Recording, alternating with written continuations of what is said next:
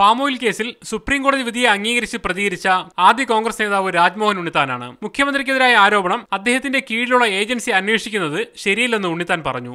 Supreme കോടതിയുടെ നിരീക്ഷണത്തെ ഞാൻ മാനിക്കുന്നു. കാരണം ഇന്ത്യയിലെ ഏത് മുഖ്യമന്ത്രിക്കെതിരെയും മന്ത്രിമാർക്കെതിരെയും ഒരു ആരോപണം ഉയർന്നു വന്ന ഒരു അന്വേഷണം നടത്തേണ്ട സാഹചര്യം ഉണ്ടായാൽ അവരുടെ കീഴിലുള്ള ഒരു ഏജൻസിയെ കൊണ്ട് അന്വേഷിപ്പിക്കാതിരിക്കുന്നതാണ് എപ്പോഴും നല്ലത്. കാരണം ഏത് തരത്തിലുള്ള അന്വേഷണം നടന്നാലും വീണ്ടും ആരോപണം ഉയർന്നു വരും. അപ്പോൾ സ്വാഭാവികമായി അഗ്നിശുദ്ധി വരുത്തുക എന്നൊക്കെ പറയില്ലേ എന്ന് പറഞ്ഞ പോലെ ആരോപണത്തിൽ നിന്ന് അഗ്നിശുദ്ധി വരുത്തേണ്ട ഒരു അടിയന്തരമായ സാഹചര്യം ഈ ആരോപണ വിധേയരാർക്കുണ്ട്.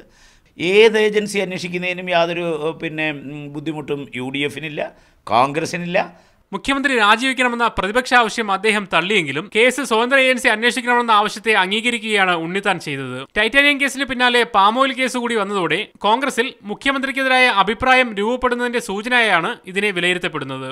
ബാർ ലൈസൻസ് വിഷയത്തിൽ KPCC പ്രസിഡന്റ് VM സുധീറിനൊപ്പം നിന്നവരാണ് ഇപ്പോൾ ഈ വികാരം പങ്കുവെക്കുന്നതെങ്കിലും ഇത് മറ്റു വിഭാഗങ്ങളിലേക്ക് വ്യാപിക്കാനുള്ള സാധ്യത തള്ളിക്കളയാനാവില്ല.